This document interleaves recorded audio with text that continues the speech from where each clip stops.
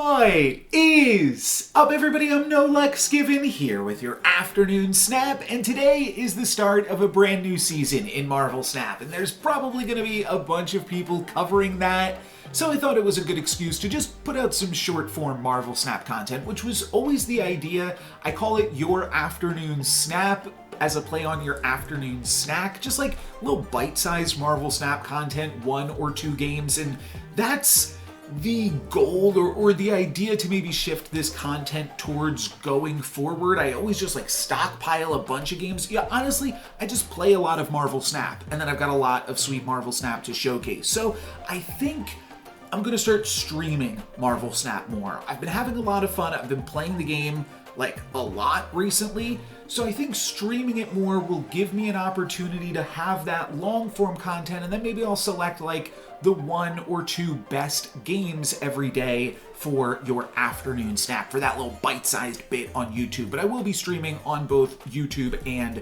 Twitch. Not gonna stream today though, because it's the first day of the season and I'm staying free to play, so I probably won't have that exciting of content compared to everybody else. But going forward, I'll start to do at least more streams. I'll at least say that. And we'll see where that goes as far as all of the content is concerned. For this video though, I'm just showing off 2 quick little clips that I thought were both fun. I just played both of these actually just moments ago at the very end of the season, and we can see where my rating lands at the very end of the season, and maybe next season I'll actually go for the post-infinite ranked ladder leaderboard. It's not something that I've ever really pursued, but this, I don't know, I kind of got the bug. I kind of got the Marvel Snap bug, and I want to play a little bit more. So this game's really weird, by the way. Bar with no name plus Baxter building means that if you win Baxter building, you will lose bar with no name. So X Mansion is really the only important location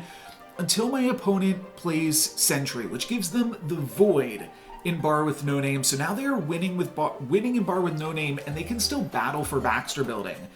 So this just got a whole lot trickier. I'm just gonna throw down Nico into Baxter building this turn. That will actually give me 2 power in Baxter building.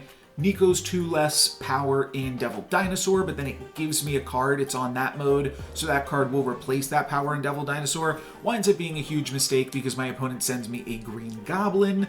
So now I can't win the Baxter building. I definitely cannot win bar with no name, but maybe I actually can win Baxter building.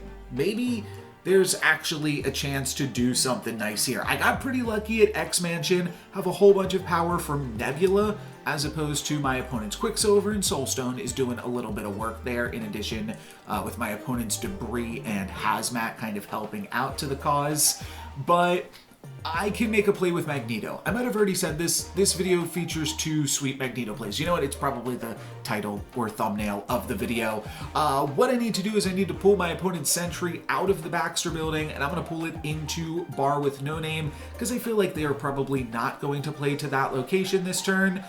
And maybe removing 10 power from my opponent's Baxter building means that I can actually battle for that location, and I'm enough ahead in X Mansion that if I can stay winning in Baxter building, I might be able to steal a win here with this one, and that is exactly what I'm able to do. Magneto wins the 50-50 to pull the Sentry, Annihilus destroys a bunch of my opponent's cards, and the Demon is not enough to win my opponent the Baxter building. Now, I did get pretty lucky on a 50-50 here. I'm going to pause it for just a moment, but my opponent should have played Annihilus into Baxter building, right? There was no reason to play it in X Mansion. They're still losing that location, so it really doesn't matter. They probably just messed up the math there with Soulstone shrinking the rock and shrinking Annihilus. But if my opponent had played Annihilus in Baxter building, interestingly enough, they then have 16 power in Baxter building. They win that location,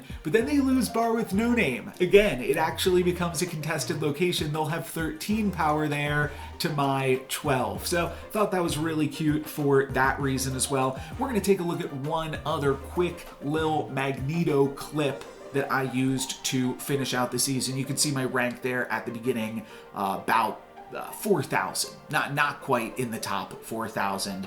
4,420. And I'm snapping here with Mind Stone into Xandar. I think that's a pretty, I mean, it's as good as you're going to get. Not really as good as you're going to get, but it gives me really good odds, I felt. And Reality Stone just gives me a lot of control over what random locations might come up in this game. And we're going to get Rickety Bridge as location number 2. But I already have Time Stone and I have Psylocke. So I'm going to play Reality Stone into the 3rd location here. And I think this is a topic probably best saved for another video. Maybe I'll save this clip to talk about it more. Honestly, it's a whole dang article that I could write just on how to use your Time Stone in Thanos decks.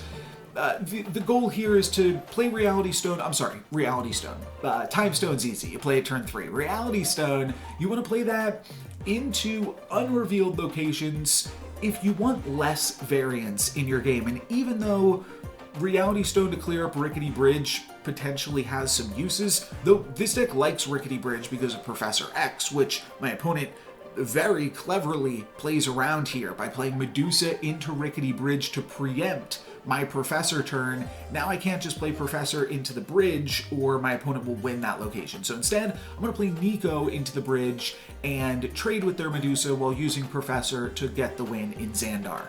Hopefully. Reality Stone into an unrevealed location reduces the overall variance in the game because it just means that we're going to see one more location, which we would have anyways, and still allows me to curve out appropriately and have as many options for my turn 4 play, as well as my other plays throughout the rest of the game by allowing me to just draw one additional card. I am going to get the win in Xandar, just barely, with Professor X, and this is like kind of a Magneto clip, I'll be honest. The idea here, my opponent playing a Zabu deck, is that if I play Blue Marvel into Clintar, my opponent will probably take priority, and then on the final turn of the game, I can Magneto into Rickety Bridge and blow up everything that my opponent plays on these final 2 turns. Because they're a Zabu deck, they're probably playing a lot of 3s and 4s. It doesn't really get there because my opponent just winds up retreating here. But it would have been a really, really cool Magneto play. Ultimately, that is going to put me to 4,242 as my final rank for the season. We'll see if this season, with a little more playing and a little more streaming, if I can make that rank a little bit higher. For today, that's going to be it for me. Enjoy the new season. I'll be back tomorrow with more content. Like I said, I'm going to do a free-to-play players breakdown of the Spotlight caches that we have coming up once the devs confirm those. But for today, thank you guys very much for watching. I'm NoLucksGiven. Peace.